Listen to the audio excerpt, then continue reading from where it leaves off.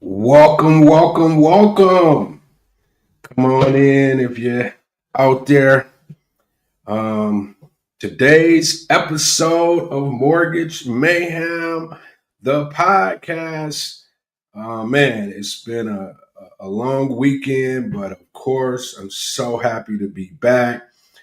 Yesterday, I wanted to jump on this mic so bad, but it was a holiday, a lot of stuff going on, so wasn't able to come back on the mic yesterday, but I'm here today. Got a lot of stuff going on. A lot of stuff going on. Are black workers really stuck at the bottom? McKinsey says yes, and the numbers don't lie. Salt-N-Pepa says push it to Universal Music Group in a fight for their masters. Diddy entire empire could go poof under this RICO charge. And get this, middle income buyers drive luxury spending, not billionaires. We remember Congressman Charlie Rangel. Take a hard look at Trump's attack on Harvard and spotlight Gen Z kids who skipped college and landed 70K jobs straight out of high school. Plus, why single women own millions more homes than men. And in our deep dive, we're going to talk about Coastal Capital Group. What's their edge in the mortgage space? Oh, and we got 4 new real estate hacks that could save you thousands. Let's get into the mayhem. Welcome to the Mortgage Mayhem podcast, where the mortgage game meets real life, real talk, and a whole lot of chaos. We break down the deals, the drama, and the data behind the scenes of real estate finance, with a twist of street smarts, savvy, and a touch of madness. Before we dive in, here's the deal. The Mortgage Mayhem podcast is for informational and entertainment purposes only. We are not attorneys, CPAs, or licensed financial advisors, and nothing you hear on this show should be taken as legal, financial, or investment advice. Always consult a licensed professional before making financial decisions. Welcome to. All right, we got that out the way. Always got to have that disclaimer at the top, just in case, folks. I've seen a lot of people, not a lot of people, but a couple people, we got a couple new subscribers, so we definitely want to say shout out to all new subscribers. We want more, so, bring it on, subscribers. And we had a lot of back and forth with some individuals that was in the chat. That was good. I was able to respond to some of their questions. So the thing's starting to grow slowly but surely, and I'm happy at the fact that we're just, taking our time, slow grinding this the way that we're supposed to, not expecting anything and just organically, getting this thing off the ground. So let's get this thing started. Like I said, I've been excited to be back on the mic. Excited to talk to you guys, bring you guys this good old news, getting back to doing these good deep dives on these companies, so you guys can have some additional information while you're out here in the marketplace. But let's go. Let's talk. According to the top consulting firm McKinsey, approximately 43% of Black workers make less than $30,000 a year. The McKinsey and what is it? McKinsey and Company? Yeah, McKinsey and Company. What are they up to? What are they talking about here, folks? But anyway, so today Black workers earn about 30% less than white workers, which amounts to $10,000 difference in annual income. This gap has major effects on things like financial stability, spending power, and the ability to build long-term wealth. Although Black workers represent 12.9% of the U.S. workforce, they receive just 9.6% of all wages earned. Almost half of all Black workers are employed in industries like healthcare, retail, and food service. However, most of them hold lower paying service jobs rather than high level positions like managers or professional. This job distribution plays a big role in the ongoing wage gap. While the median wage across all U.S. workers is about 42,000 a year, 43% of black workers make under 30,000 annually. Let's talk about it. Well, I mean, this is just one of those things. It's been, it took us a while to get here. Now that we're here, we're still, trying to shatter glass ceilings, unfortunately. I don't know what it is about, African Americans, blacks, whatever you want to call it. Um, why is it such a struggle for, corporate America to, see us for who we are, not judge us based off of pre-existing, thoughts. Judge us on what we bring to the table. What's our abilities? And once we get into these positions, 9 times out of 10, you will get an opportunity to actually find out our skill sets, find out, how good we are at these, positions, especially managing. We've been managing people all our lives, family members, you name it. I get it. You got to have the right skill set. But for us to be lacking approximately 43% of black workers making less than $30,000 a year, that's almost half of the black people. That's making under 30,000. We can't do better than that. We can't get these percentages up where, we're getting to the bag just like everybody else. 43% is a lot of people in the whole scheme of things, right?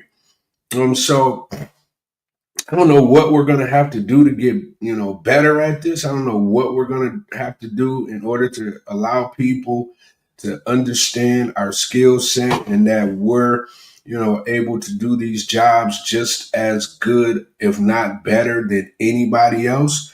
It's just one of those things that I don't understand. Like I said, I know it's not going to be equal. It's probably never going to be equal.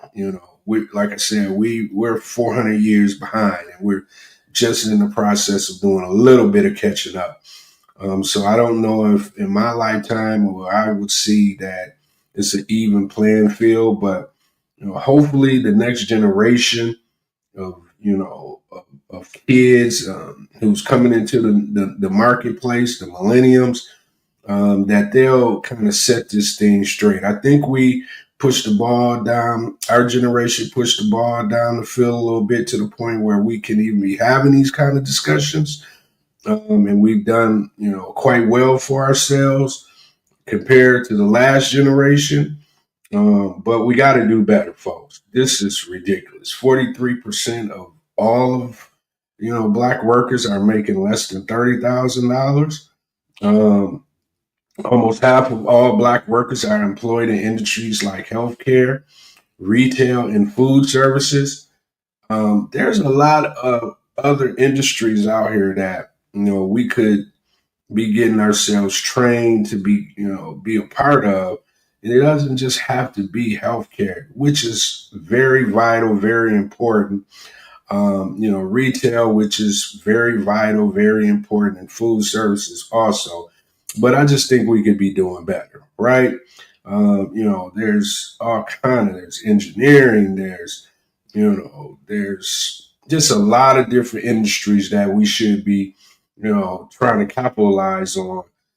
But this is just a reflection of what's going on out here in the workplace right now. And I just think we could do a lot better. All right, let's keep it moving. Salt-N-Pepa. Salt-N-Pepa. So Salt-N-Pepa sues UMG for rights to their master recordings, rep says. Suit is about the future of the artist's ownership.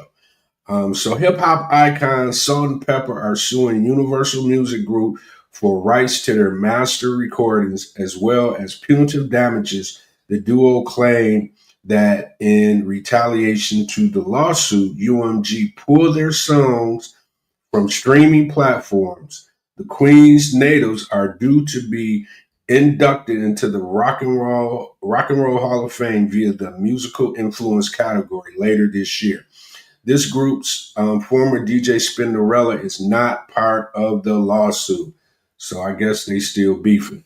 Once again, UMG is at the forefront of not doing right by their artists. And when the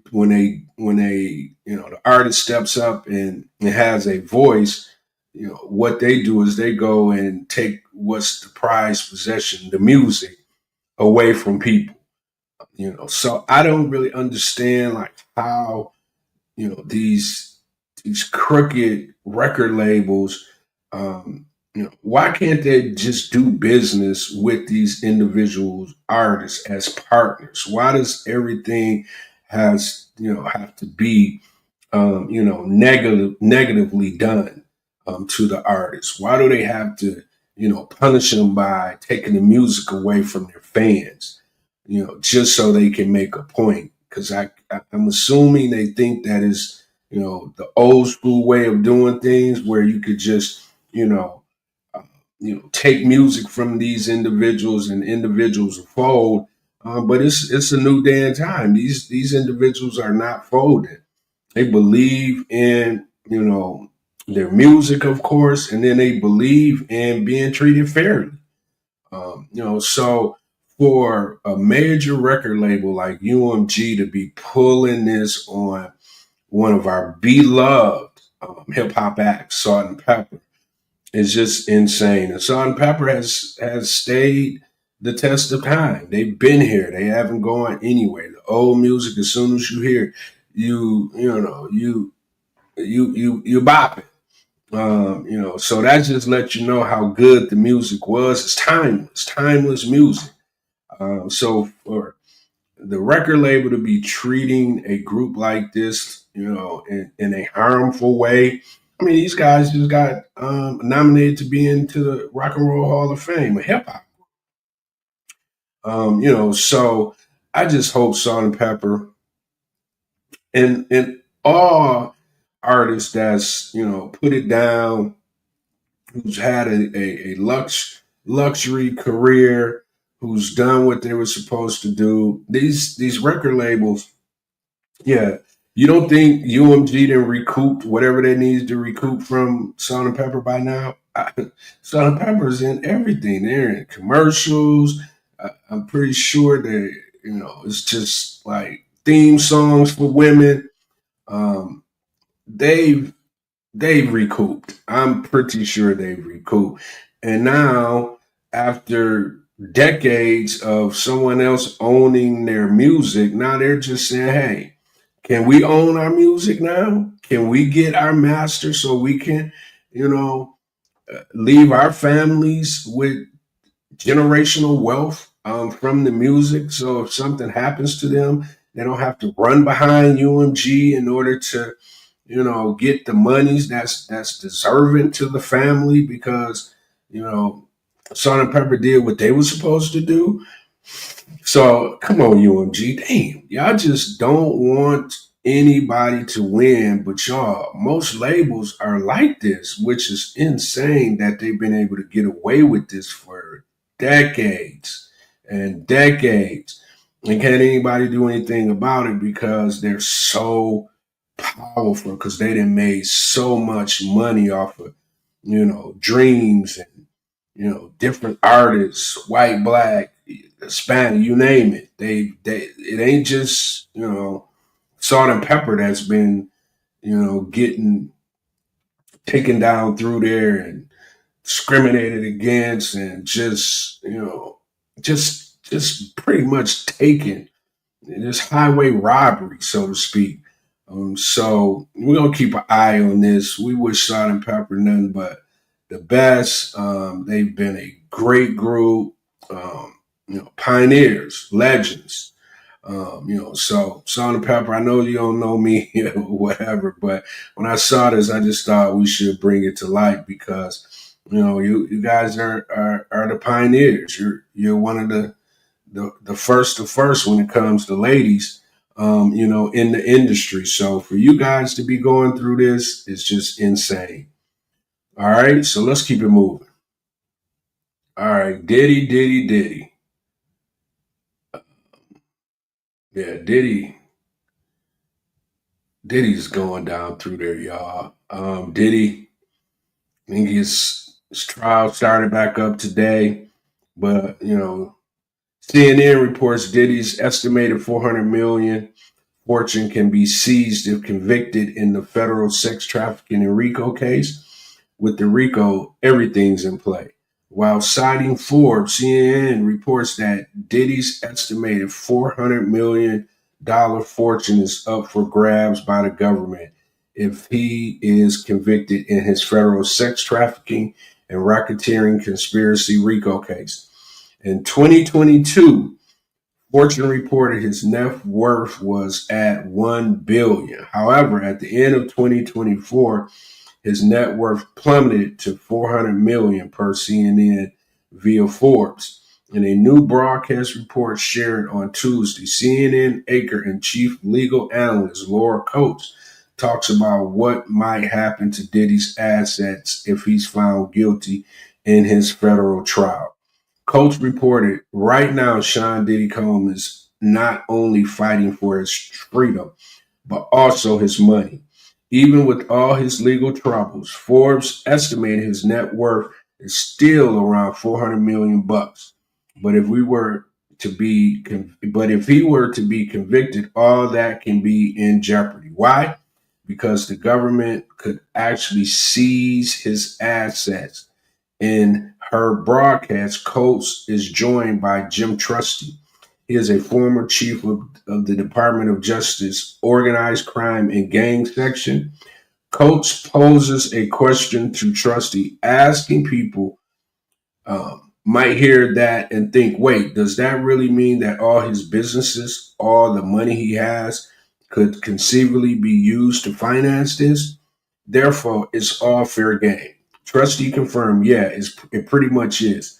The RICO is essentially anything he touched in his business world, whether it's record labels, liquor labels, planes, trains, and automobiles.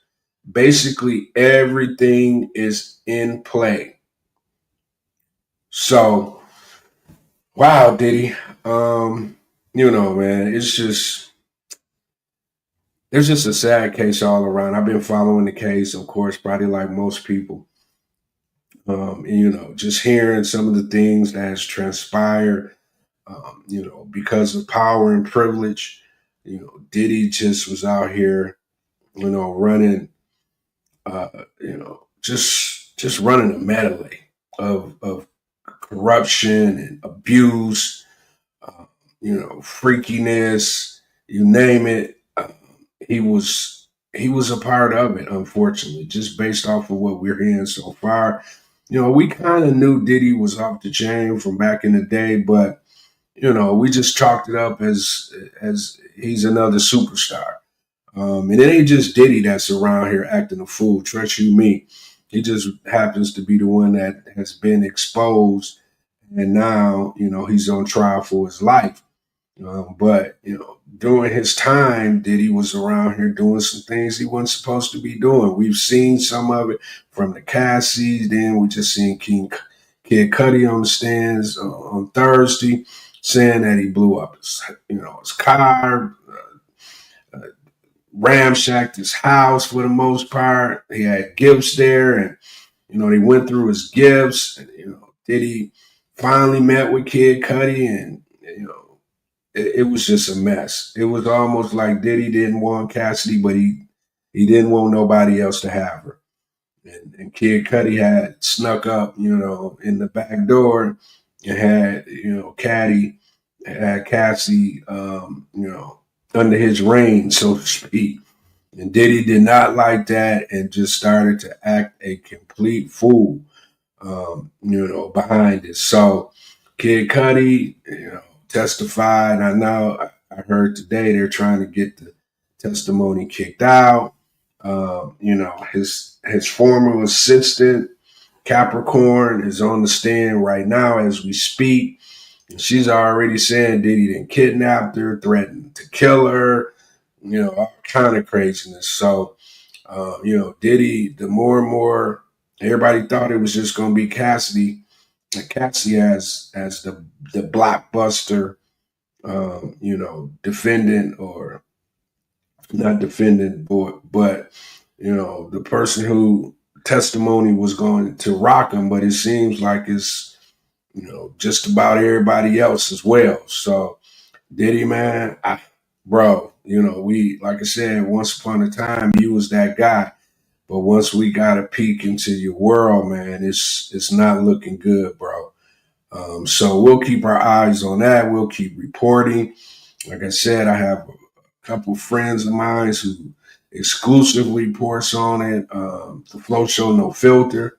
If you guys just so happen to be looking for, a deep dive into Diddy, he would be that guy. He's on all social media platforms. So if you guys want to reach out and, pay him some love, show him some love, but more so than anything, if you want the inside scoop on everything Diddy, he would be a good source for you. So, all right, so let's keep it moving.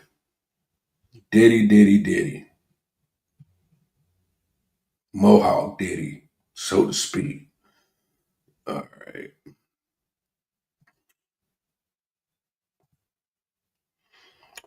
All right. Da-da-da-da-da-da. What we got here? All right. So, according to reports, 70 to 75% of luxury spending globally comes from middle income households. According to Bain & Company, 70 to 75% of global luxury spending comes from middle income households earning roughly 40 to 150,000 a year, depending on the region. In the US, that typically means professional, dual income families or individuals who sometimes prioritize investment pieces as at the expense of other spending. Only a small slice of total sales is accounted for by high net worth individuals who can buy luxury goods endlessly without a second thought. Luxury brands embrace this dynamic. Why? Because middle class buyers are loyal. They save up, track new drops, join wait lists, and often treat purchases as personal milestones. Their connections to the brand is emotional and aspirational, something money alone can't replicate. Billionaires don't expire. They already have access. But for everyone else, luxury is a reward, a symbol of taste, effort, and arrival. So, I mean, that's true. I see that, just by people that I know. It's just that, I guess it's that mentality of, you just, you'll just do anything to keep up with the Joneses, so to speak, right? You'll go in debt to keep up with the Joneses. And this has kind of started happening within the past couple of years because I just remember back in the day, you might have had some luxury brands that people, they wasn't so luxury, they wasn't so expensive. And compared to what you got now, your Gucci's, your Louis, your Rolexes, your APs, you name it, the things that the elite floss that make regular folks want to have. It's just a thing now. Even down to the kids. The kids are, brand conscious. They always are looking, for different things.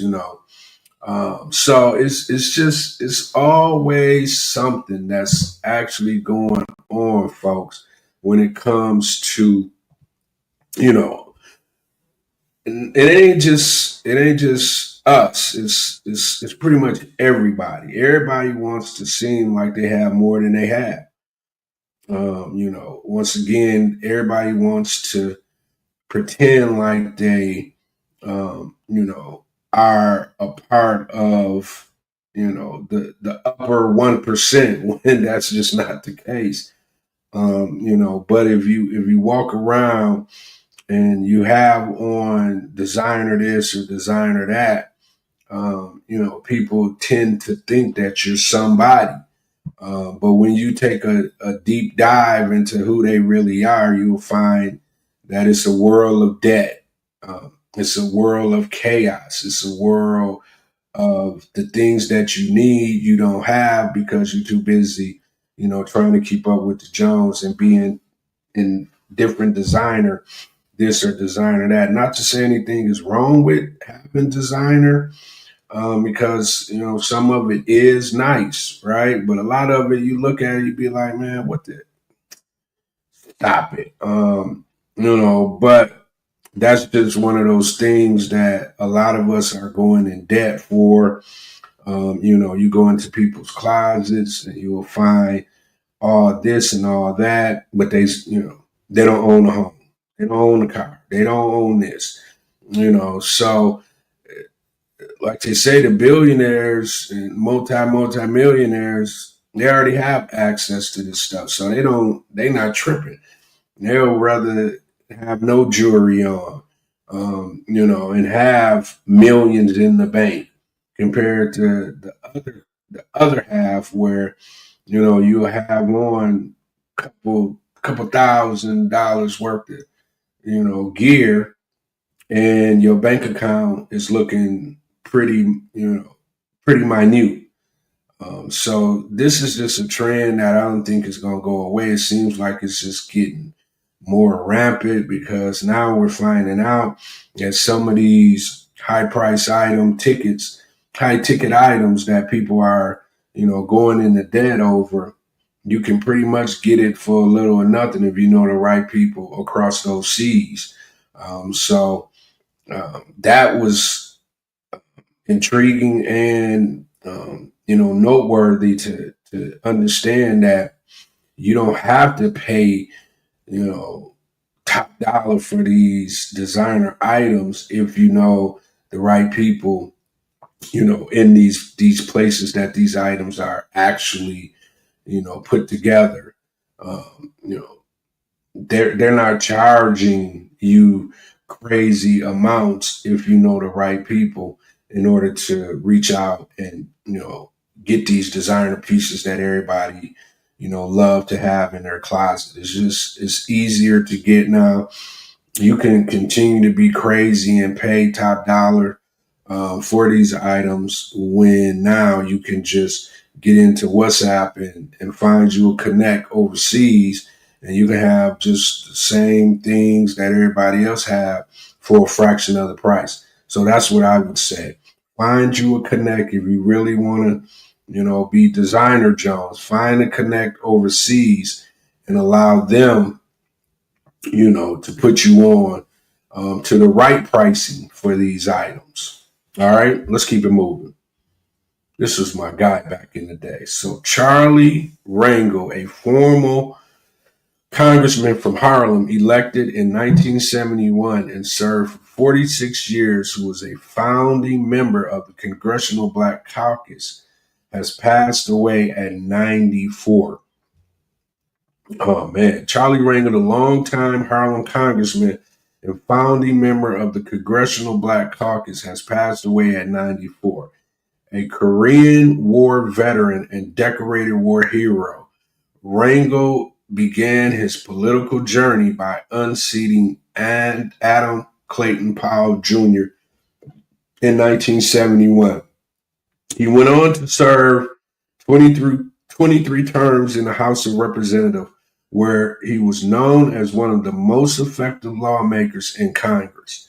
He chaired the powerful House Ways and Means Committee and played a key role in passing major legislation like the Affordable Care Act, the Earned Income Tax Credit expansion, and the Empowerment Zone program.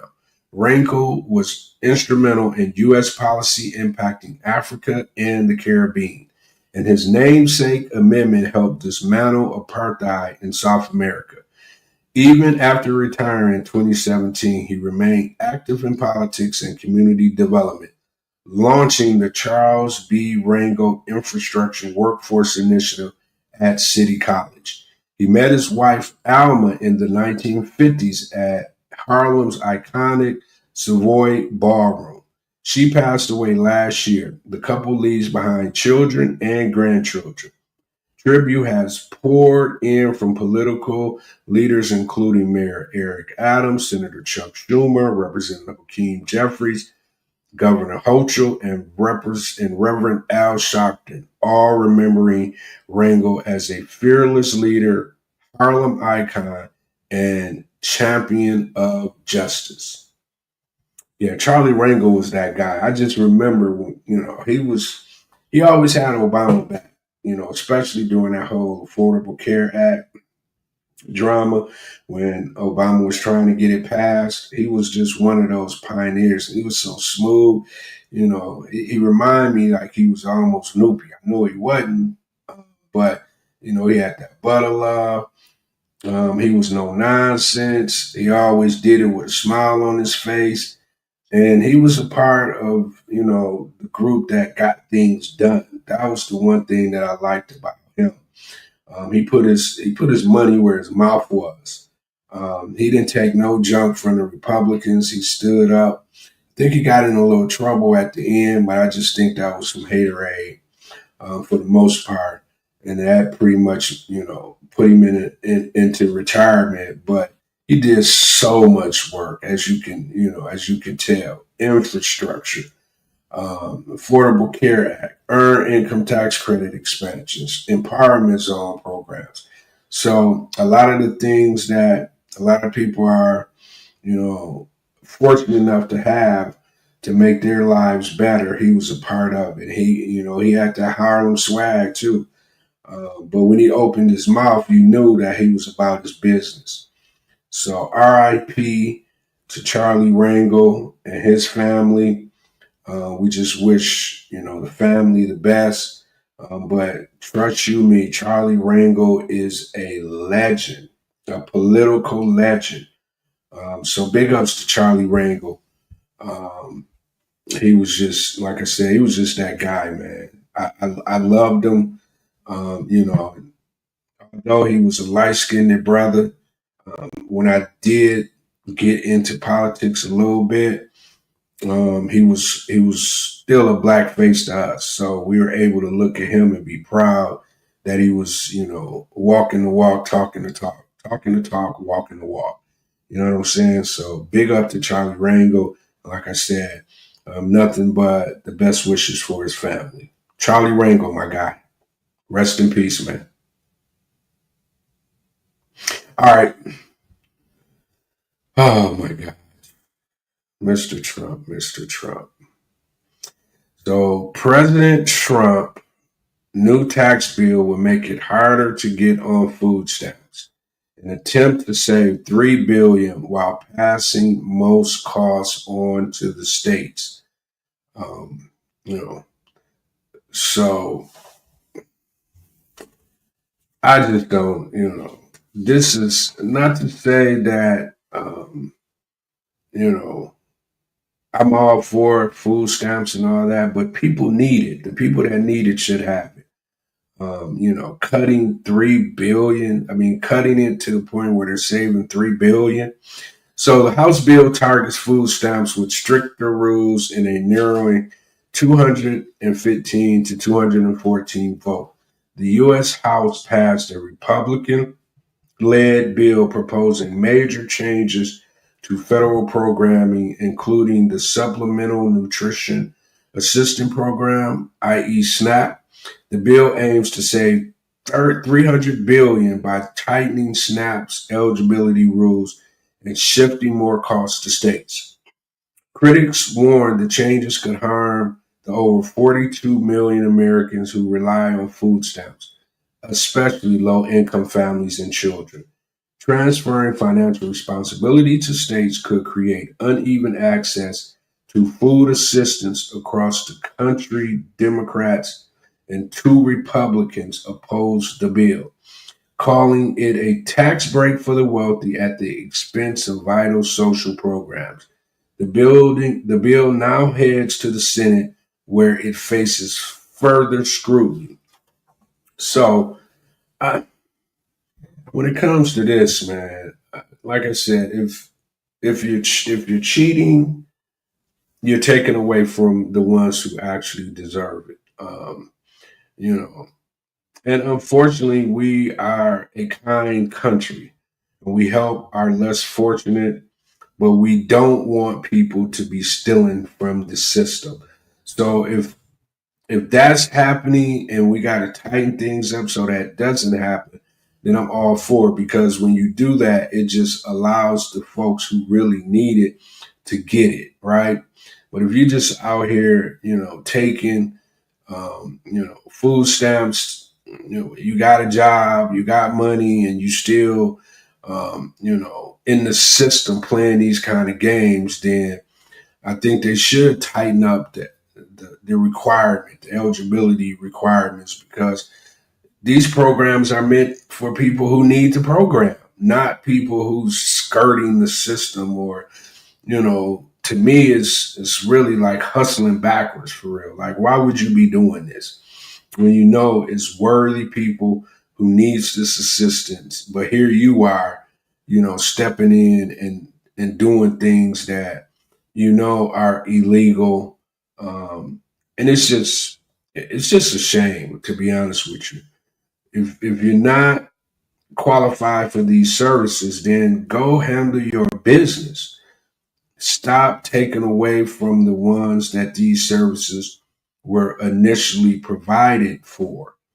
They wasn't provided for folks who skirting the system. They were provided for families who have kids, who are on lower income scale, to be able to to put food on the table for their families. So for the government to step in to provide those type of services, and then you decide that you want to one up the government, then yeah, tighten up the eligibility. That way people who deserve it can have it, and those who once upon a time that was taking advantage of the system, go and get your ass as some form of income, job. You know, it's a lot of different ways you can get income nowadays. It doesn't have to be a job. We'll talk about that a little. I mean, it doesn't just have to be, just your typical, college degree job. There's a lot of different ways that you can, get out the system, get some proper training, and then be able to, provide for your family efficiently. That's what I think. So if they're tightening up to give billions or millions to the rich, then that's one thing. I definitely am a no go for that. But if they're tightening up to make sure that the ones who deserve it should have it, then I'm definitely for that, for sure. All right, let's keep it moving. This is exactly what I was talking about right here. So, high school student graduating with $70,000 job offers after learning trades while in school and skipping college. So, while school, in a recent Good Morning American segment, ABC News spotlighted a powerful shift in how young people are approaching their futures. Instead of pursuing traditional four-year college degrees, many high school students are choosing trade schools and finding immediate success, financial stability, and personal fulfillment. The story follows students and recent graduates who are entering high demand fields like welding, HVAC repair, and electrical work. These careers often require just a few months to 2 years of training and come with starting salaries as high as $70,000, all without the burden of student debt. One of the key takeaways from the piece is the increasing appeal of hands on careers that offer both job security and entrepreneurial opportunities. Experts in this segment highlights how industries are actively recruiting skilled tradespeople amid a national labor shortage, especially in infrastructure and construction.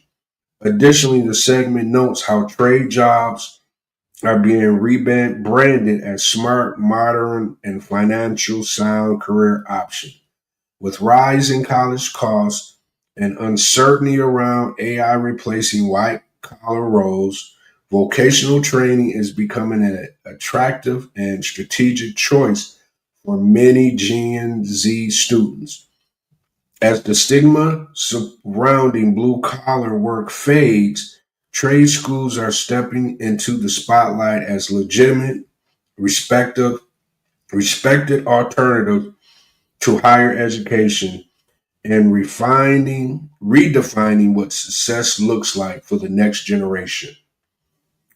So, I mean, that's so important. I mean, I just remember being in high school and they had, um, you know, a whole section in the school. They called it workshop where people were learning trades.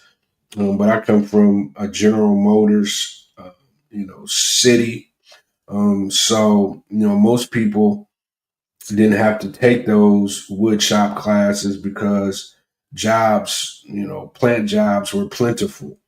And that was the trade. That was, plumbers and electricians. Those things were there, but you could go to GM and make 70,000 easily as a line worker. So a lot of the trades were kind of ignored. But now I've been seeing an uptick on them. And it just makes sense because there's so many people who own plumbing companies, own electrical companies, painting companies, you name it, that's out here doing well for themselves, putting the food on the table for the family in a big way. So, you don't have to be ashamed. It was almost like you was ashamed to be a plumber. Now, plumbers making six figures. What do you got to be ashamed about now? Electricians making six figures. What do you got to be ashamed about now? So I just think the whole thing about, getting into a trade is it's not slept on anymore. People are literally getting involved in getting a trade under their belt. And they're right. You don't have to have college debt anymore. It's not something that you have to be, you know it's not something that you have to be. You don't have to have a college degree to make it in the world anymore. It's pretty much what they're trying to tell you. And with AI coming in, a lot of these white collar, jobs that people have been fighting or going to college to get are going to be a thing of the past anyway. So, if you out there and college is not for you, don't be scared to step up and speak that truth, because there's tons of other alternatives out there, for you now. And as you can see, you can get in 2 years or less, and then you walking into 70, 75,000, which used to be the thing for kids coming out of college. And the typical kid coming out of college wasn't making those 70, 75,000. If they were lucky. Typically, you were looking at maybe 30, 35, 40, maybe 50. So I would say if you're looking for a new way of making money and providing for your family, the trade, avenue is the way to go. Don't be ashamed, that you're looking to become a plumber, electrician, or mechanic, whatever the case may be, because nowadays they paying like how they, like how they've always been paying, but everybody just wanted to go to college. Everybody just wanted to, seem like they're educated in the whole 9 yards. That was kind of the ploy. But, education without pay, you know, does that make a lot of good sense? A lot of times you're forced to go to college because that just seemed like the thing to do. Trades wasn't something that people were speaking highly of. A lot of times people look down on you. I know when I was coming up, college was the thing. If you was saying, "Hey man, I ain't going to college. I'm gonna stay here and become a plumber," people look down on you. So for them to highlight that as a thing to do, is very important. So if you're out there, there's alternatives for you. Take advantage of it. All right, let's keep it moving. Oh, this is so crazy. So former members of the Divine Nine Black fraternities and sororities are now hosting a conference on their reasoning for denouncing their letters, calling it Get Out Now. So this conference is going to be August 15th to 16th. As you can see here, this is the conference. Tia Rockwell, I don't know who she is. To me, this is just, I don't really get it, to be honest with you. I'm like, why you got to denounce it? Just go about your business and not be a part of it anymore. Why do you got to put so much light on something that's so positive for so many people, including myself? So when I seen this, or when I first started hearing the whole denouncing thing, I was just like, who does that? Why would you, the organization that helped you, I'm sure, when you was on the college campus, the organization who helps the community in massive ways. When you talk about 9 different fraternities that started back when we didn't even have a right to be on college campuses, on white college campuses. And these guys and gals, probably risked their lives at the time to, put forth these organizations. I'm a part of Kappa Alpha Psi, so I know, 1911. I mean, just imagine 1911, what the landscape was. And for these brothers, these 10 brothers, to, put it on the line and create an organization to the point where in 2025 it's still going strong. And you got these people talking about denouncing man, if you don't take your ASS somewhere and sit down, what do you mean denouncing the letters? Go about your business. Nobody is forcing you to be a part of the organization. If there's some things that happened to you that you didn't agree with, then, you knew what you was getting yourself into before you got yourself into it. And if you didn't, you should have known. You should have did your due diligence. And, for you to just run around now talking about denouncing some letters, to me, you need your face slapped, and these folks that's doing a whole bit about it, having a whole conference about it, don't nobody care about you denouncing these great letters that we were fortunate and blessed enough to put on our chests. We don't care. Denounce. You shouldn't be a part of it. We don't want you to be a part of it if you don't want to be a part of it. But going about it this way, to me, is punk. It doesn't look good. Like I say, these organizations started in the early 1900s to get us away from discrimination, to help us as Black folk to come together and create brotherhoods and sisterhoods. And this is the things that these founders who created these organizations, just for that's what they get. Man, this is insane to me.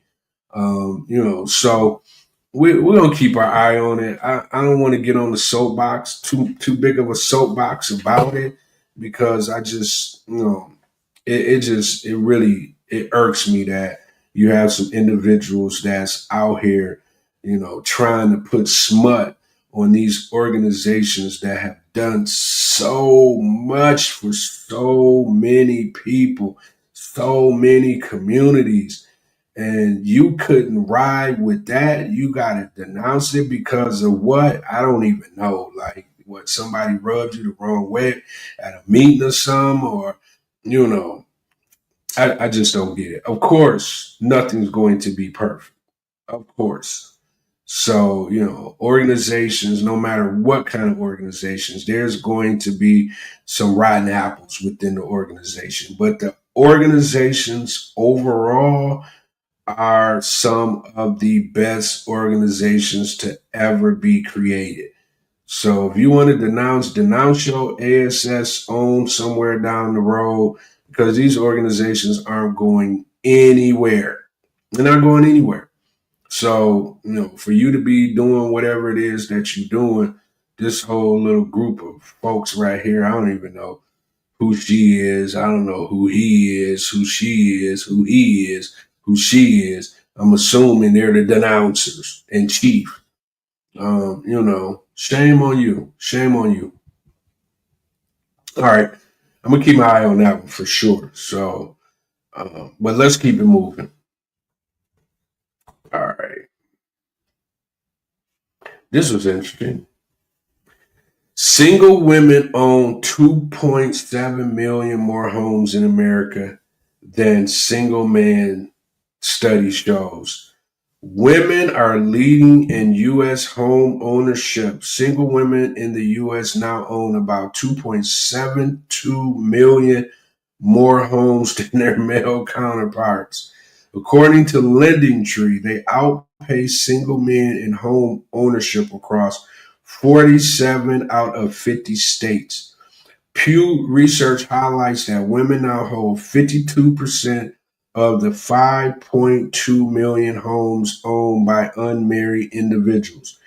And in 22 metro areas, women under 30 are even earning more than men.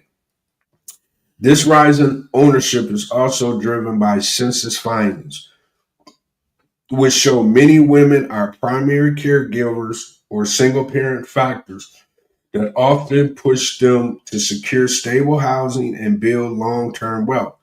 Although women typically pay 2% more when buying a home and earn 2% less when selling, their consistent demand for smaller, practical living spaces is influencing home builders.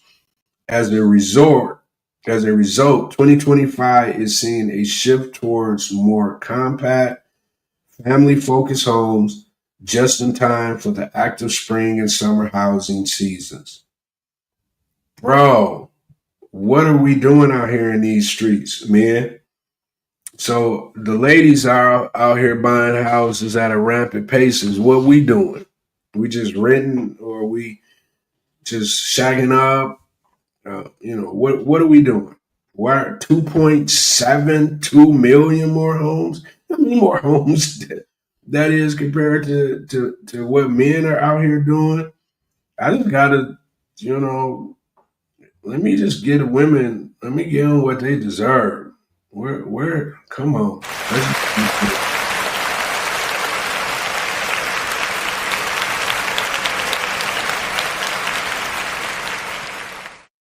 Yeah. I mean, they deserve a round of applause because they out here handling their business.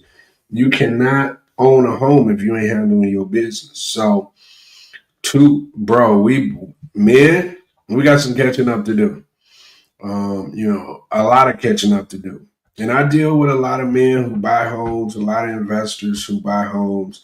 But now that I'm sitting here thinking about it, it's just as many females, if not more, that's even in the investment space. And they're starting to wrap their minds and arms around the fact that they can, buy properties and, flip them. They can build cribs from the ground up. They can buy properties and hold it in their portfolios. So they're getting hip to that game as well. And the one thing about women, once they understand what the game is, they play it at a high clip. But 2.7 million, that's a lot of houses, in the scheme of things. So what can you say about that? But congrats, and man, we gotta do better. I get it. Well, no, I don't get it. I don't understand it, to be honest with you. Like, what are we doing? We need to have a powwow with our ladies and find out why they are out here out clipping us when it comes to, picking up these properties all over the country. 47 out of 50 states, they just cleaning our clock. And you would think most men would be buying houses, for the family, for the woman, or at least, buying houses together. But these are single women. You know what I'm saying? 47 out of the 50 states, the women are cleaning men clock, and we be having the audacity to be running around treating women like ish. This is a prime example of who really has the power. I don't know, why women even put up with, half the stuff they put up with when they know, that they're pretty much out here being the breadwinners all across the board, including real estate from this report right here. So I don't know, man. I think we got to do a better job in creating our generational wealth. That's just it. Men were always at the forefront, for decades now, but slowly but surely, the more access that women, have had, or have received over the past couple, maybe decades, they put their best foot forward while we're just slipping and slipping. I don't know what we're doing, if we're going to jail, I don't know what's going on. We're dying, we're going to jail. I don't know what the case is, but I know one thing: we need to huddle up with these single women, number one, and try to not have them be single anymore. But if you're going to do that, you still got to be bringing something to the table.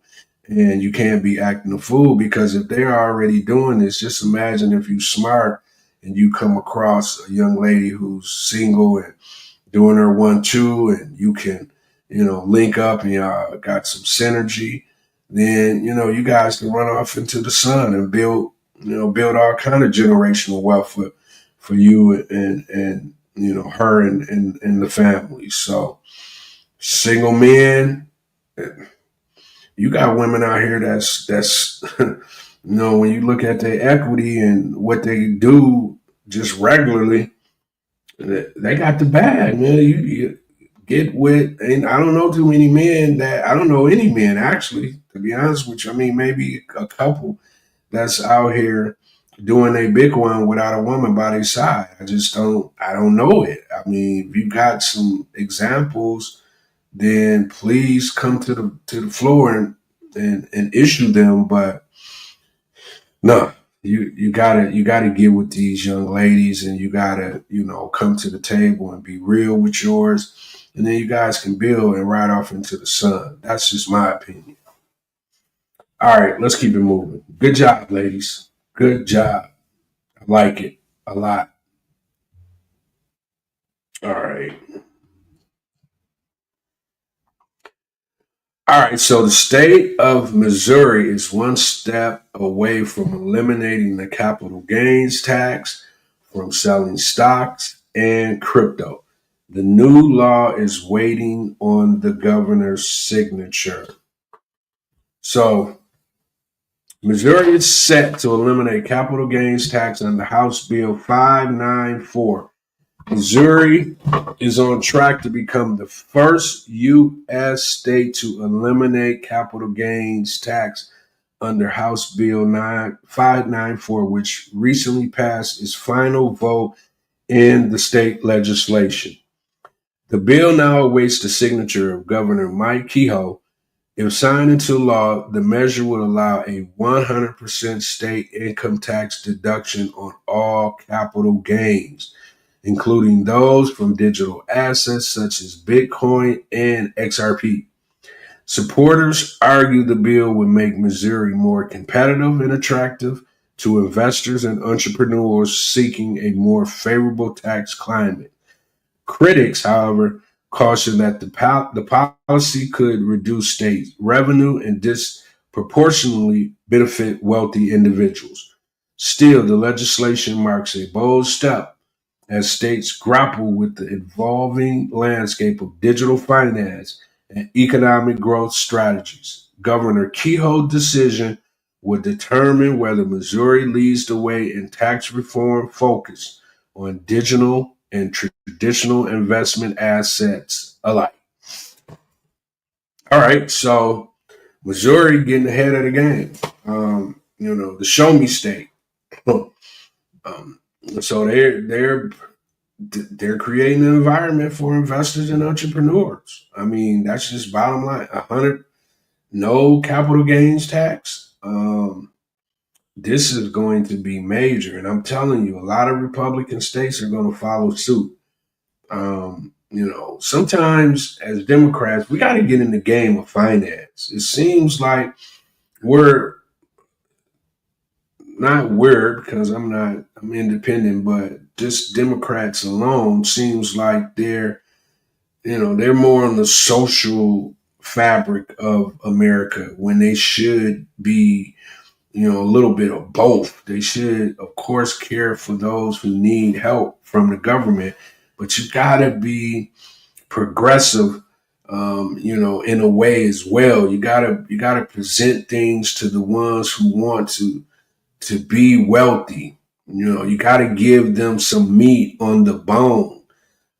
You can't just be, I want food stamps for everybody. You gotta be like, look, I also want small businesses to be great. I also want entrepreneurs to have the tools that they need to be great. And I think that's what the issue is with the Democratic Party. They don't cater to people who want to be wealthy. They don't, and it's such a thing. It's not just everybody, wants to be regular. People want to be a wealth. People want, the the American dream. They don't just want to go to work, pay taxes, and do it all over again each and every day. That's not what we want. We want, to build real estate portfolios. We want to be able to give our kids and family members wealth after, we leave the earth. These are things that people in the Democratic Party also want, but we never really get a chance to get it because all we're getting, pushed down our throat is the social safety nets.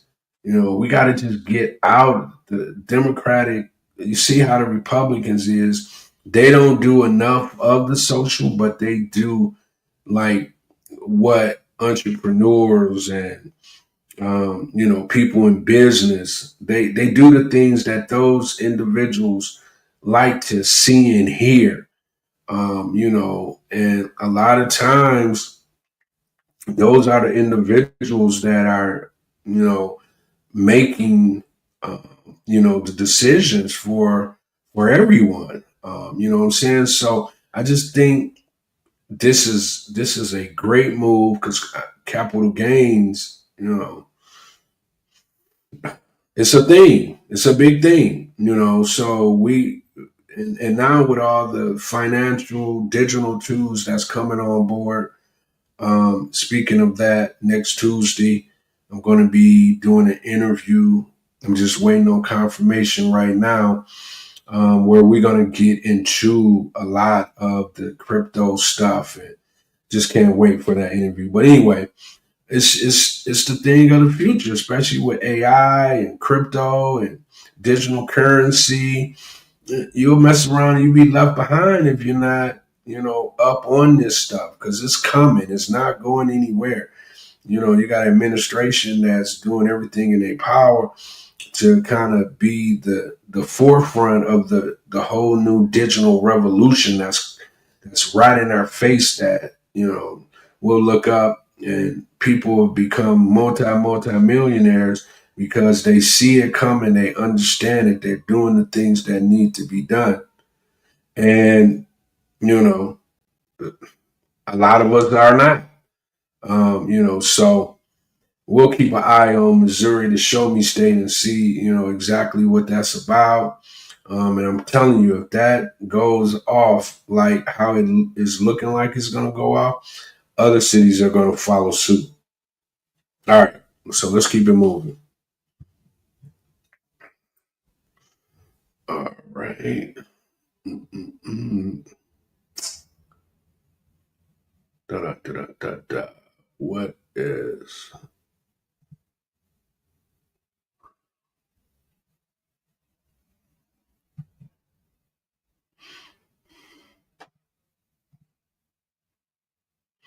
All right, so Chicago Mayor Brandon Jones has been investigated by Trump's DOJ Office of Civil Rights for remarks boasting about the hiring of Black people in his administration. How does that sound? That's crazy. Chicago Mayor Brandon Jones is under investigation by the U.S. Department of Justice Office of Civil Rights after comments he made at a church service highlighting the racial makeup of his staff. He had emphasized that key roles in his administration, like budget director and chief operation officer, are held by Black professionals, defending the move by stating that hiring Black people helps ensure representation and fairness for all. The investigation, led by Assistant Attorney General Hermit Dillon, a Trump appointee, is looking into whether Johnson's hiring practice violates Title 9 of the Civil Rights Act by favoring race. The DOJ hasn't reached any conclusion yet, but has asked the mayor's office to cooperate. Mayor Johnson teams maintain that this administration reflects Chicago's diversity and values, while criticizing the federal government's stance. The probe is seen as part of a broader push by the Trump's administration to eliminate diversity, equity, and inclusion efforts at all levels, which includes cutting off DEI initiative and reopening politically charged investigations. Currently, about 34.3% of Johnson's staff's identify as Black and 30.5% as white. Johnson has publicly defended his administration diversity as essential to democracy and equity, which, while his critics view the DOJ's actions as politically motivated. So, I mean, just think about this. So, if you're the White House, right, and the majority of everybody you hire, instead of being 30.5 to 34.3, when you have an administration that your employees are probably more like 80-20 or maybe even higher, white to Black, what does that account for? What do you call that? Is that white privilege? What is that called? Because you, as the mayor of a city, you choose who you want to hire. You hire people based off of their experience, based off of their merit, based off their recommendations. And then you look at the White House. I don't know. I'm still waiting to see a Black person. That's a part of the inner workings of the administration. I haven't seen one. So I don't get it. Like, on the other side, you can have the majority of the workforce as being Caucasian, and nobody has anything to say about that. But as soon as the scales tip a little bit, then it's chaos, it's DEI, it's this, it's that. Once again, even playing field, buddy. Even playing field. And this here just, it reeks racism to me, because we all, and it also reeks you playing in our face, because we all see that these departments, these government agencies are predominantly Caucasian. I mean, predominantly. Like I said, I've yet to see a black person in the administration. I could be wrong. I'm pretty sure it's a couple, maybe. I'm not even sure about that. But what I do know is that, as soon as anybody else tries to not even follow the same play, because here you got 30.5% black, 34.3% white. So it's an even playing field. And I promise you, I know they're getting stuff done. I know, the ideas that's at the table are plentiful, because it's a even playing field. It's a even playing field compared to the others who are putting forth these cases and things of that nature, where it's not a even playing field. It is a predominantly, Caucasian playing field, while, the other races are pretty much on the outside looking in. So to me, this is crazy. I hope that the mayor is thinking like how I'm thinking, and that could be a part of their comeback. Like, well, what are you guys over there doing then? Why aren't you? So you mean to tell me no African American, Asian, Hispanic folks are qualified to be in these positions? Is this all for Caucasians? Stop. And then if a brother or sister decide to hire somebody that looks like them, it's an issue.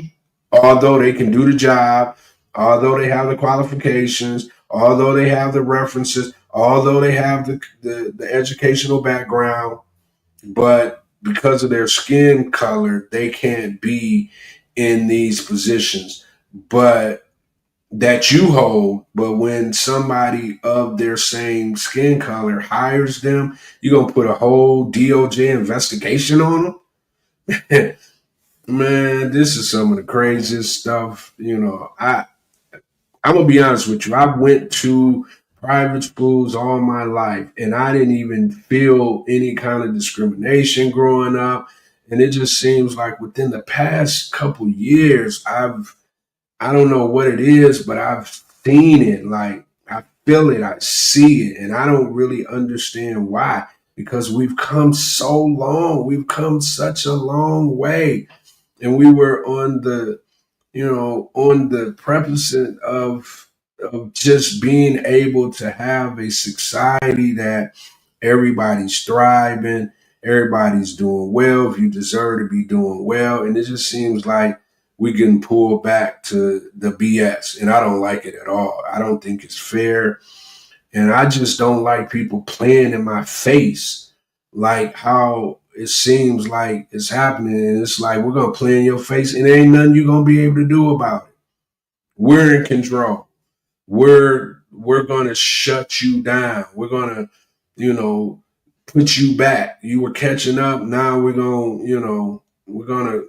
not even the playing field. We're gonna like make you, get back to the end of the line, and that's just crazy. We've come a long way. We got some of the greatest minds in the world. We're well educated, the whole 9 yards. You can't just play us like that anymore. You probably could have did that, a couple of decades ago, but it's too many educated individuals. We're a part of. We've gotten the American dream just like the next person. So you can't really just do that to us like that anymore. But you're gonna try. I get it. But you're gonna try, and we're gonna fight it every step of the way. So just be prepared. All right, let's keep it moving. That just kind of pissed me off when I see stuff like that. But I won't just keep going on about it. But let's talk about this. Black family who was lowballed over the 250 by over 254,000 by appraiser reaches a $75,000 settlement. So a Bay Area appraiser has been ordered to pay $75,000 to Ron and Dominique Curtis, a East Bay couple featured in the ABC 7 News documentary Our America, Lowball. As part of the settlement, the appraiser must also pay $15,000 to the California Civil Rights Department and watch the documentary. The settlement also involved an appraisal management company, AMC, and a lender. Through the specific amounts and conditions for those parties have not been disclosed. But the AMC and the lender deny any wrongdoing. However, the lender has agreed to uphold its existing procedures for handling complaints of appraisal bias and will continue offering second appraisals in cases where discrimination is suspended. This is, this is how it should be. And this is what's going to make that change. If you start getting, popped in the face with these lawsuits because you not doing your job properly, then maybe that's what it's going to take. Because it's been happening for a minute, right? And I get it, the AMCs, because how the process works. A client comes to me, we do an application, we figure out, okay, yes, we can move forward with the loan, blah, blah, blah. They sign off on the term sheet. Then we order the appraisals through an AMC. AMC is kind of like the gatekeeper. After 2008, all the shenanigans and craziness that happened back then, they thought the best way to kind of curtail some of that is to bring in a third party, company like an AMC to manage the whole appraisal process. Now they're not, they could have appraisers within the company, but what they do is they farm it out, to the different appraisals in these different cities. Whoever comes back with the best quote, blah, blah, blah, is typically the appraisal company that gets the appraisal. So they go out, they do their job. And the lender, like myself, we have no control over any of this. We're fighting for the client. I can't tell you.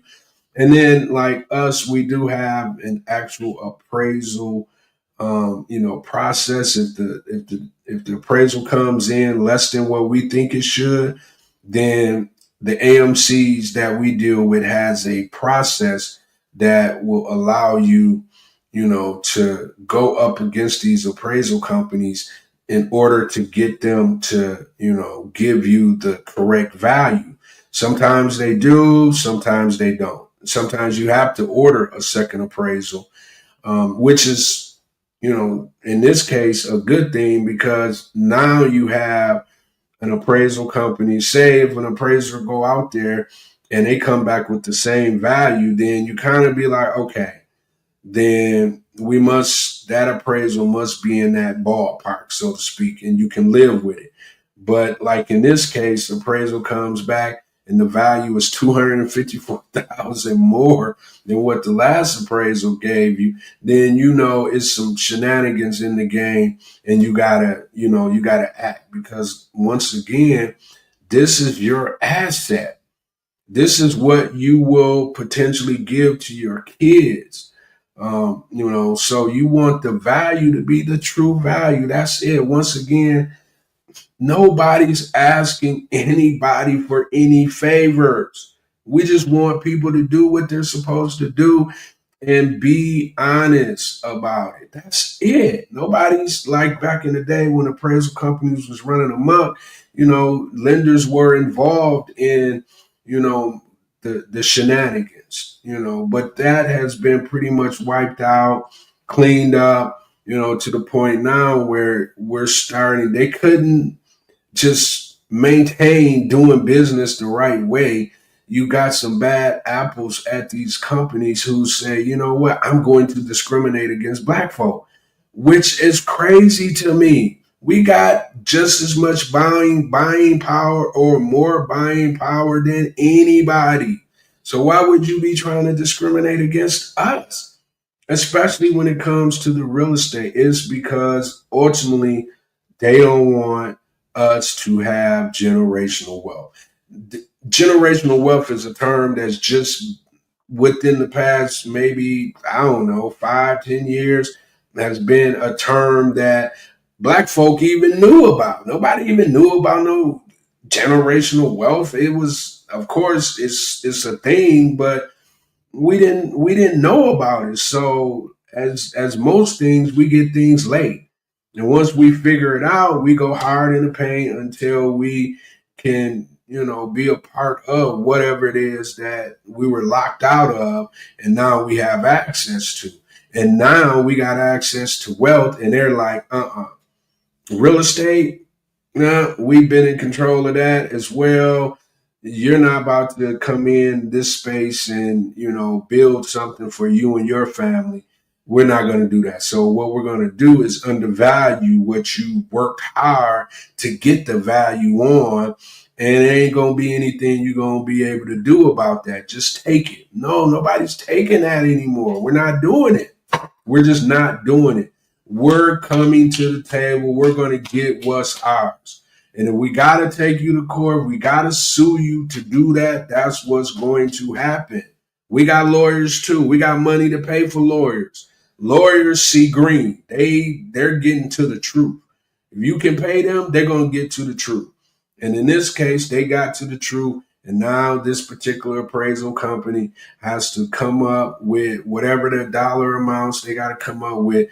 And now they got a black eye on. I don't even know who the appraisal company is. I'm not going to even try to figure that out. I'm just telling you, this is going on. So when you're out there, it ain't just, I'm going to be honest with you. It is a black thing, but white people fall into it as well. Because at the end of the day, if they don't know who you are, they can discriminate against their own as well, is what I'm saying. But the majority of this is happening to us, to our people, because for whatever reason, they feel like we shouldn't have what they have, which is crazy to me. Real estate is, it's international. It's going to always be here. We've always dibbled and dabbled in it. Just within the past couple of decades, we got really aggressive and we were able to, buy millions and millions of dollars worth of real estate and, pass that on, build huge portfolios that in retirement could take care of us. Those were the secrets that they decided not to tell us up front. We had to figure it out through trial and error. And now we're here. So they know that we're here now, and they said, you know what? Get to the back of the bus. We're going to undervalue. We're not just going to undervalue you. We're going to undervalue your assets as well. The same assets that everybody has access to. And when you do have access to it and you're not a person of color, then you just get all the bells and whistles. You get the highest values. Which is insane. Because really, when you do that, you're really hurting the communities. When you undervalue the real estate in these communities, you're hurting the communities. You are hurting the individual, but when you do that, you're hurting the entire community. If you didn't know that. You know what I'm saying?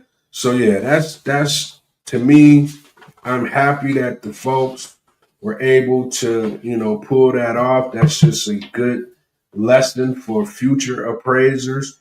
Hopefully that goes out into the world of finance, especially private money financing. I know I'm going to be talking about it to my appraisers. The couple in Oakland sued an appraisal company because I'm going to be having those subliminal conversations with my AMCs and my appraisers going forward because it's just not fair. Treat everybody fair. We're about fair. We're not about handouts. We're about fair. That's it. If you let the playing field be even and fair, we're gonna rise to the top every time. We do it in everything that that's been put in front of us, from slavery all the way up to being a person of color that's in the marketplace, building generational wealth, right? All right. So that's that for our hot topics. We got a couple mortgage hacks that I want to get to real quick, and then we're going to get into our deep dive. Excuse me, folks, if you're hearing paper shuffling around, that's just me getting my stuff together here. All right, so that's that, right? Okay. All righty. I love doing this show. All right, so our 4 mortgage hacks, mortgage and real estate hacks for today is hack number 1. Use delayed financing to pull cash out without having to wait 6 months. This is a real big hack right here. So you cash buyers out there that you buy properties real quick for cash, and you're looking to get some of that cash back, and you don't want to wait 6 months. They call it delayed purchase, or delayed financing here. You buy the property in cash, then you can refinance it immediately to recoup funds and reinvest faster. It's really a flipper's secret weapon, especially a cash buyer, because we'll give you up to 75% of what you paid for it. So you can, and then we'll also give you 100% of your rehab costs.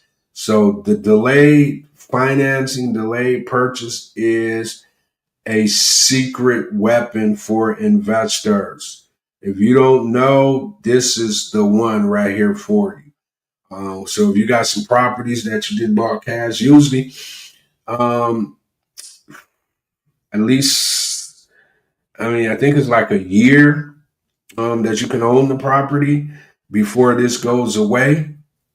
But this is the one right here. Out of the hacks for you investors, especially the ones that's, in these inner cities buying up properties for cash, but they get stuck. They don't have any more, capital. You can come to us. We'll do it, give you 75% of what you paid for it, plus 100% of the rehab dollars to rehab it, so you can go ahead and either put it in your portfolio or sell it to, add more capital to your overall business. So that's a good one right there. Hack number 2, negotiate seller concessions to cover your rate buy down. We talked about this a couple times. So, but in today's high rate market, ask the seller to help pay your points. This lowers your monthly payment and boosts your affordability. Excuse me. Hack number 3, use a renovation loan to finance your upgrades up front. The FHA 203K or Fannie Mae home style loans roll repairs into your mortgage. You get one loan, one closing, and a brand new kitchen. So yeah, if you're just a person who's looking to, grab a 2-family, 3-family, and this is, you don't really have the, the capital to be in the private money market, so to speak, then this is a good way for you to go. And then you can work yourself up into the private money market where, you can 10% down, of the purchase price, 100% of the rehab.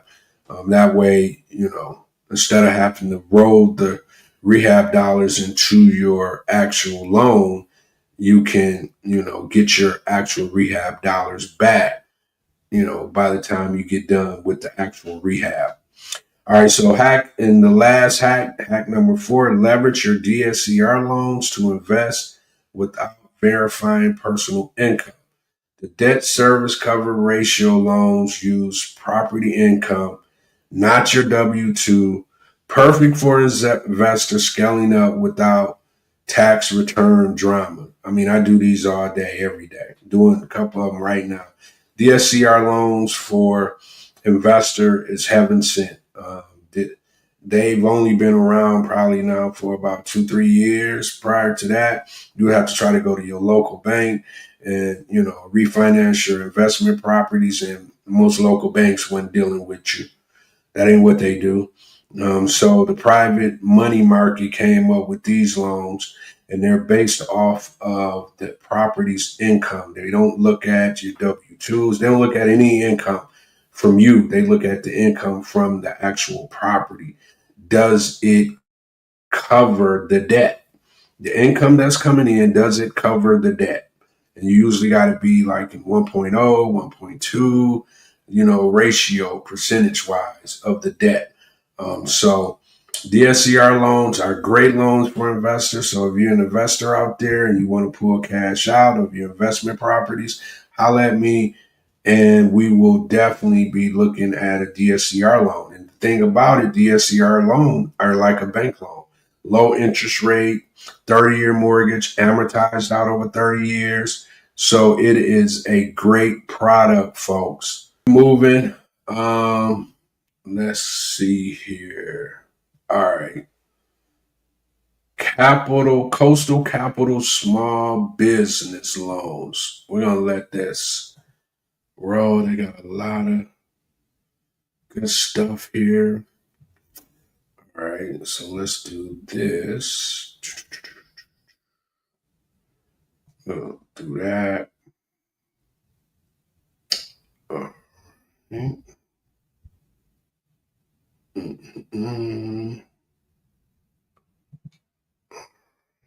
Let's go here. All right, so I'm gonna bring up my people. I love them. The one who does my deep dives for me. I'm gonna come on down, and I'm gonna let them come on up.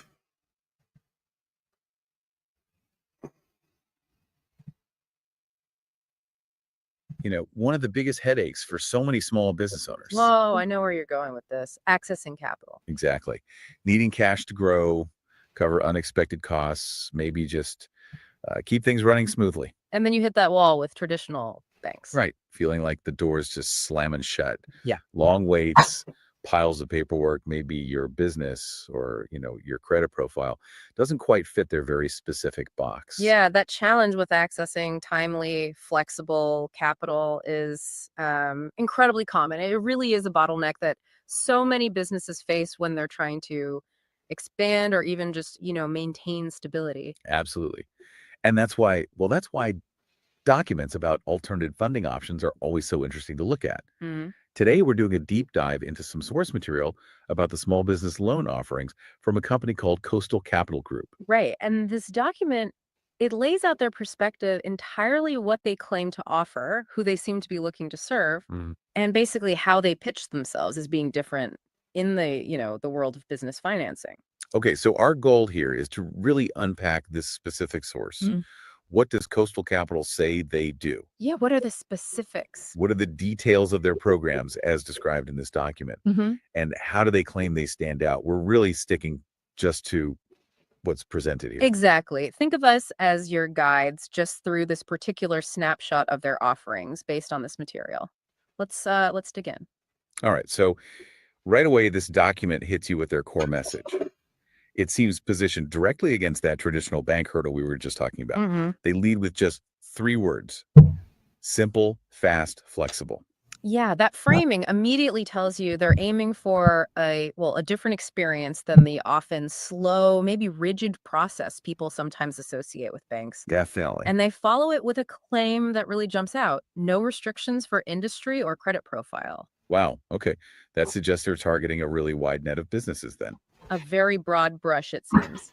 And the numbers they list kind of reinforce that breadth, Yeah. How so? According to this document, they offer funding amounts starting as low as $5,000, Okay. That's pretty accessible. going all the way up to a really substantial $1 million. $1 million. Okay. Quite a range.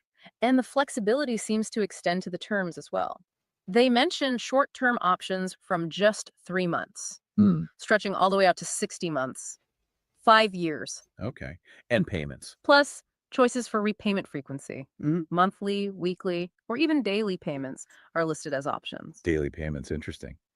And speed, that seems like a major selling point here. Definitely. State funding can happen in as little as 24 hours. Right. If you've got an urgent need, I mean, Yeah. that's a pretty compelling promise coming from this document. It really speaks to that fast part of their initial, 3-word promise. Yeah. Now, while they make those sort of broad claims up front, the source then gets a bit more specific. It details 3 distinct program options, explaining they're tailored to different business needs and profiles. All right. So they recognize businesses aren't all the same. That makes sense. First up. First is the Premier program. This one's described as being for businesses with, quote, stronger credit. Okay. So the top tier, presumably, what does that entail according to the source? Right. For that tier, the document lists requirements you might kind of expect for businesses in solid standing. Good credit, obviously, being in business for at least 2 years, good financials, and operating in what they call lower risk industries. Okay. And revenue. There's also a minimum revenue requirement mentioned, $20,000 or more per month. Got it. So if you meet that profile, what does the Premier program offer? This tier offers funding from $25,000 up to $500,000, so a significant chunk. $500,000. Okay. And the source specifies this tier includes both term loans and, interestingly, revolving lines of credit. So flexibility there too. What about the terms and speed? Terms here are listed as 12 to 60 months with those payment options weekly, biweekly, or monthly. And the speed claim remains pretty consistent, with funding typically listed as 1 to 2 days for this program. Still quite fast. Okay, so stepping down a bit, what about businesses with what the source calls moderate credit? Yeah, they describe it as BC tier credit levels, which, generally means scores below prime, but not necessarily severely distressed. Right. For them, they have the Coastal Fast Fund. And the document actually calls this our most popular program. Okay, the popular one. Are the requirements easier to meet? They seem a bit more accessible based on this document. Only 6 months minimum in business is required. 6 months. Okay. Small tax leaners are explicitly mentioned as being okay. And the minimum monthly revenue drops to $10,000. $10,000 a month. Okay. Anything else specific for this one? Yes, and this detail really stands out for this program. And the next one too, actually. It says, must have business bank account, no personal or third-party fintech accounts. Interesting. So they need to see a dedicated business banking history, not just funds flowing through a personal account or maybe one of those newer online-only fintech platforms. Exactly. It seems to emphasize the importance they place on assessing a business's established financial flow through traditional banking. Got it. And the funding specifics for this fast fund? This Coastal Fast Fund covers a really broad range of funding amounts, from that low $5,000 mark all the way up to the full $1 million. Wow. Okay. So the full range is available here potentially. Potentially, yes. With terms up to 36 months, payments can be monthly, weekly, or daily. And they're described as fixed payments, quote, according to risk levels. Okay. So the frequency or maybe amount is tied to risk assessment and the speed. The speed claim holds firm here, too, with funding typically within 24 hours, as stated in the document. 24 hours. Oh. Okay. And then there's a third option. Yes. Finally, for businesses facing more significant credit hurdles, they label it as having challenged credit or even severe credit issues. There's a Lifesaver program. Lifesaver program. Okay. The name says a lot. What are the requirements here? The requirements are further relaxed for this tier, according to the document, just 3 months minimum time in business. Only 3 months. Okay. Higher tax liens are mentioned as okay. And interestingly, high-risk industries are also explicitly accepted here. So more flexibility on industry tag too. Minimum revenue. Drops again to $8,000 minimum monthly revenue. 8,000. And that banking requirement. It appears, again, same wording, must have business bank account, no personal or third-party fintech accounts. Okay, so that's consistent for the non-premier tiers. What kind of funding does the Lifesaver program offer? This program offers funding from $3,000 up to $250,000. Right, a lower cap, but still potentially significant. And the document really highlights that for this program, the decision heavily emphasizes, quote, the business cash flow and off credit. So really leaning on current performance over past credit issues for this tier. Seems that way. And funding, again, is stated as being in as little as 24 hours. Okay, so they've structured these 3 tiers. Premier, Fast Fund, Lifesaver, seemingly to cover a wide spectrum of businesses based on time in business, revenue, and credit. All detailed within this document, yes. So once you sort of figure out which program might fit, how does the source say you actually get the money? What's the process like? Well, the document presents the application process as intentionally easy. It outlines just 3 main steps. Okay, step 1. Apply online 24/7 through our secured servers for instant approvals. They even claim it's a simple 5-minute application. 5 minutes for an instant approval. That sounds incredibly fast, at least as presented here. It does. Step 2. You apparently receive contracts by email. You then simply sign and return electronically. Okay, e-sign, pretty standard now. Yeah. And step 3, Step 3. Funds are wired directly into your business bank account. direct wire. So yeah, the process described in the source definitely seems built for speed and minimal friction, really trying to deliver on that fast promise. It appears designed to move very quickly from application to funding, which, aligns perfectly with their initial positioning against slower traditional methods. Makes sense. Now, the document then really spends quite a bit of time on what they call the coastal capital difference. They even state they've served over 10,000 businesses. Okay, so they're trying to establish credibility Yeah. and highlight their unique selling points. Hmm. What are they claiming makes them different? Well, they claim to take out the guesswork, saying they handle all levels of business credit and provide the best terms for your needs and situation. Mm-hmm. And they repeat that really bold claim here. No industry restrictions, no credit score restrictions, right in this section about their advantages. That no credit score restrictions part is particularly attention grabbing when you think about how banks typically operate. It really is.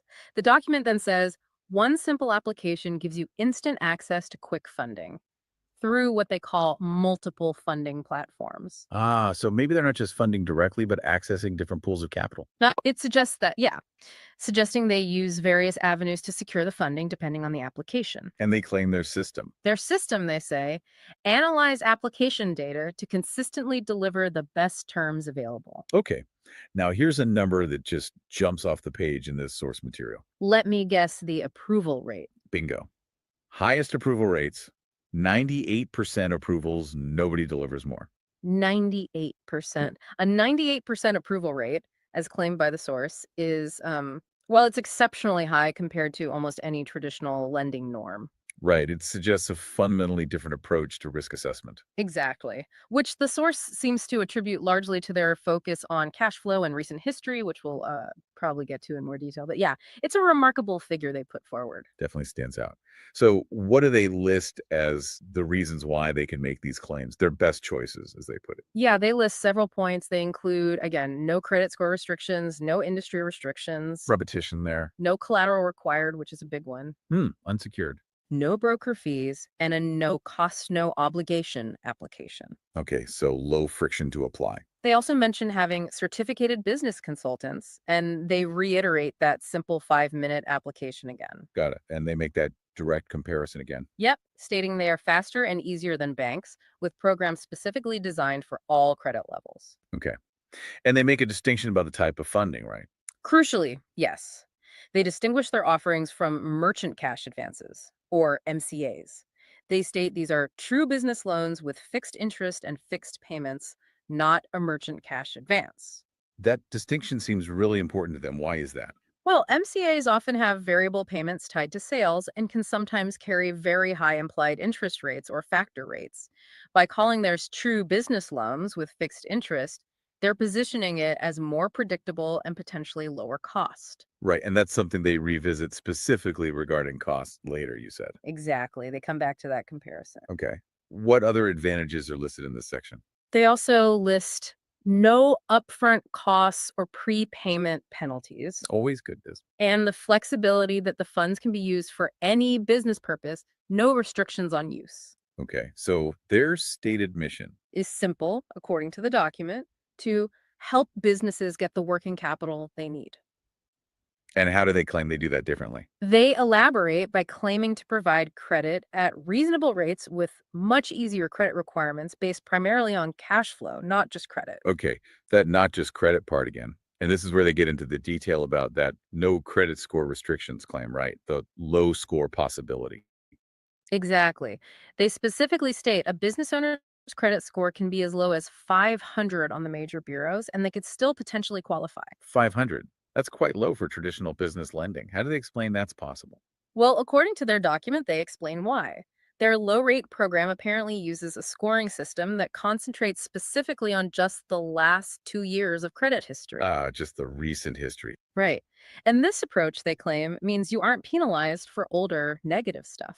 They even mention things like issues from the 2008 financial crisis, or maybe an old bankruptcy or mortgage modifications. Stuff that might still linger on a credit report for years. Exactly. Stuff major bureaus might factor in for up to 7 or 10 years. Coastal Capital, according to this source, says their system focuses down. The key factor for them, they state, is your current ability to repay. The focus on recent performance and current cash flow rather than potentially, decades old credit issues seems like a significant point they're highlighting as a key difference. It really is. It sounds like they're positioning themselves to help businesses that maybe had some past dings, but are actually doing okay now. Precisely. As presented in this document, it seems designed to address that very common problem where past financial difficulties, even if they were resolved long ago, still act as a barrier for a business owner trying to get financing through more traditional channels. Right. Okay. And speaking of differences, you mentioned the source includes a direct comparison on cost, specifically against merchant cash advances, MCAs. Yes, they do. They claim their loans are lower cost than common alternatives and get very specific, stating they are as low as 17 of the cost of merchant cash advances. 1/7. That's a huge difference they're claiming. But, they add, with almost the same easy credit requirements. So they're claiming significantly lower cost for similar accessibility. Do they give an example? They do provide a specific example in the document. A $10,000 loan in what they call their best tier program would have a total payback of $10,700 over 6 months. Okay, so $700 in cost over 6 months on 10K. And they contrast that directly with what they state is the average MCA for the same amount in term, which they list as having a payback of $13,800. Whoa, so $700 versus $3,800 in cost in that Yeah. specific example. That's it- the gap as they present it. It is. And they even claim that for their lowest tier approval, clients can save up to half the cost of a merchant advance with the same easy credit requirements. Half the cost even at the lowest tier. Okay. So this cost comparison really reinforces the earlier point, trying to clearly distinguish that these are not MCAs, which typically are higher cost and based on, credit card sales volume usually. Right. Their loans, based on overall cash flow, are presented here as being significantly less expensive, according to this comparison. Okay.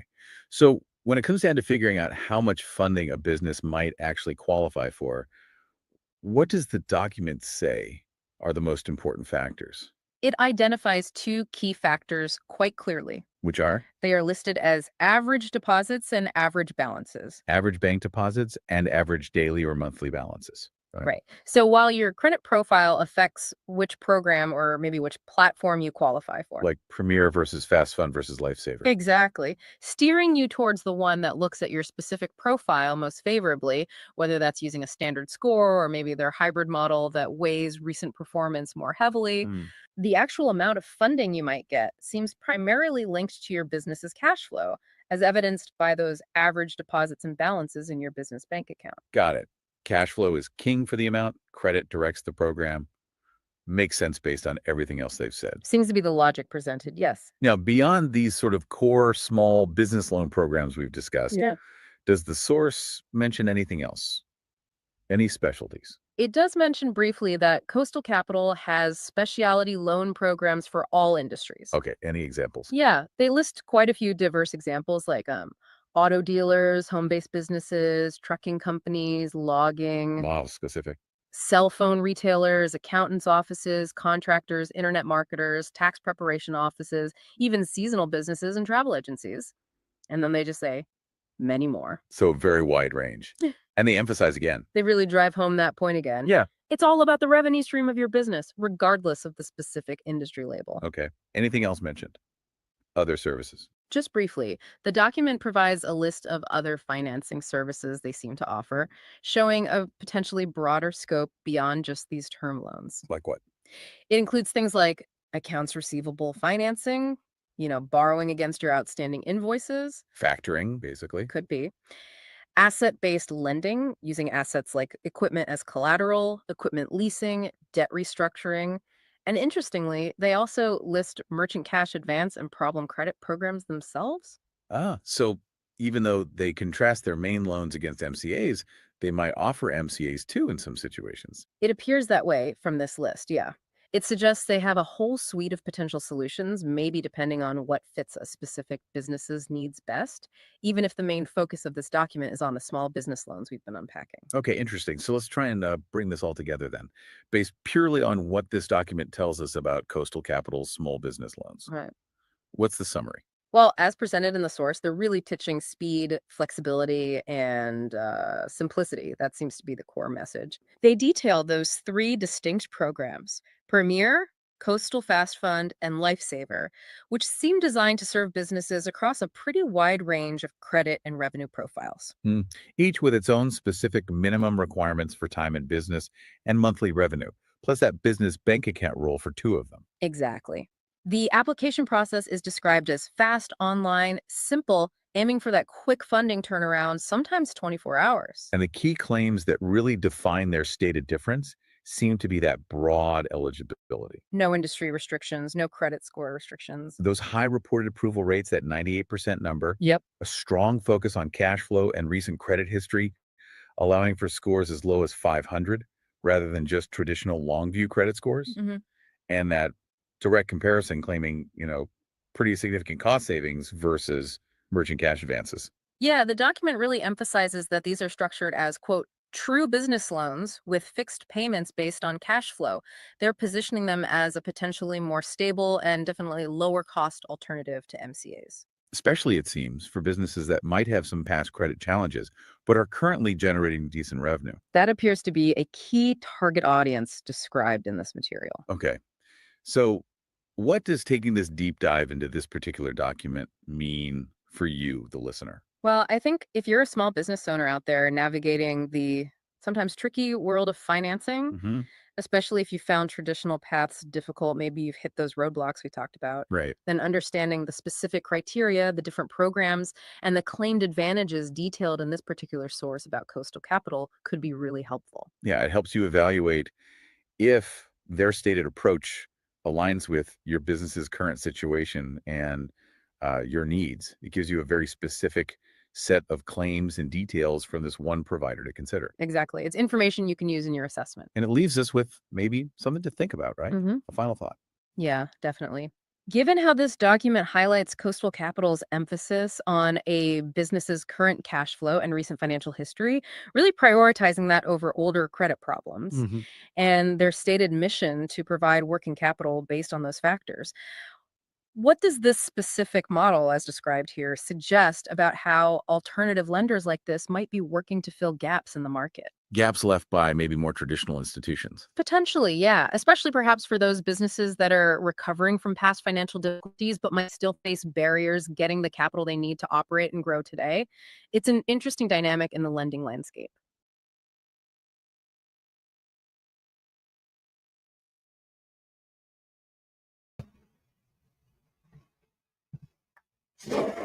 All right, folks.